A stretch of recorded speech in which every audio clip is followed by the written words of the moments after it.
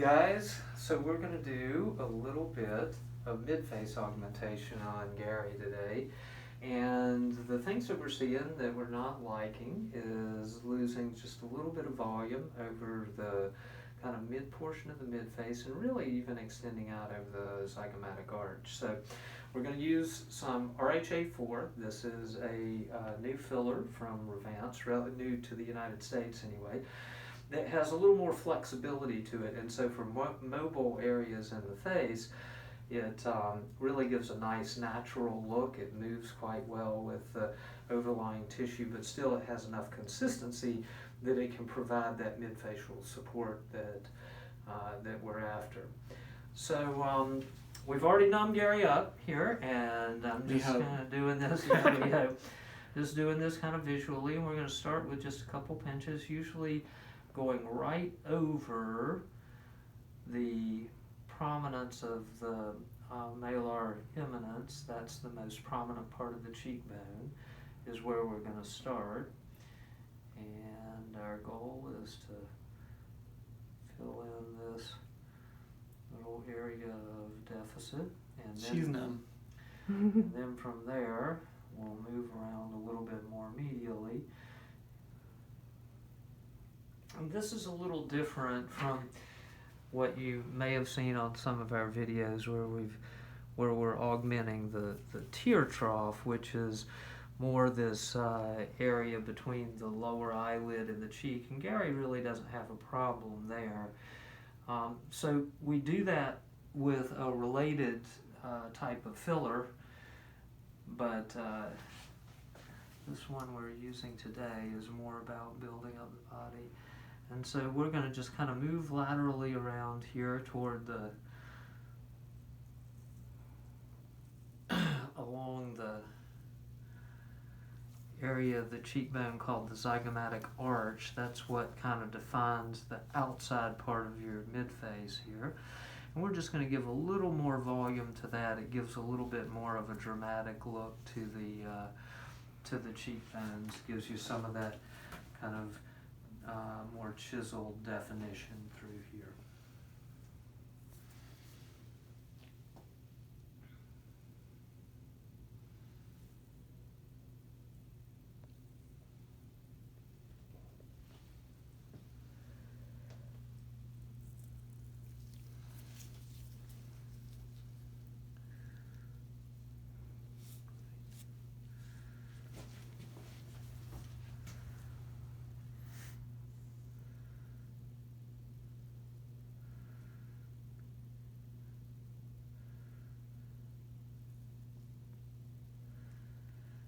This product,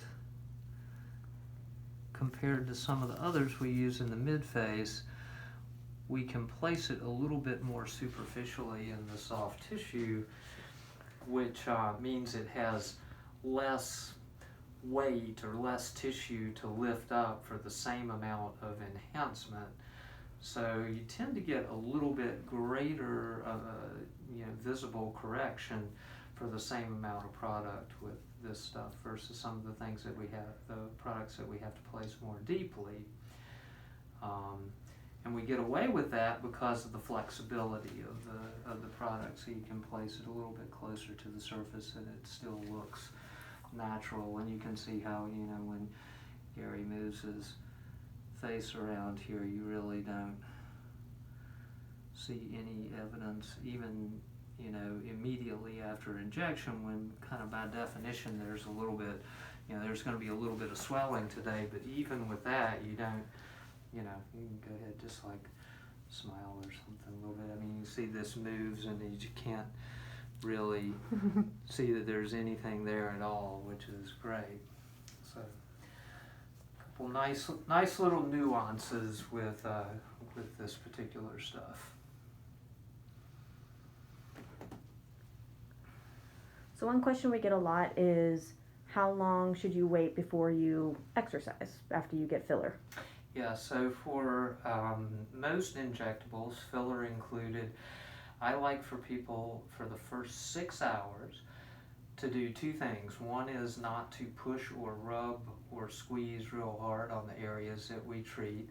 and the second is not to lift or strain. So basically, you know, no formal exercise for about 6 hours. After that, you can pretty much do anything you want. Okay. How long does it take to set? Because people are also worried about sleeping on their pillows and all Yeah. that.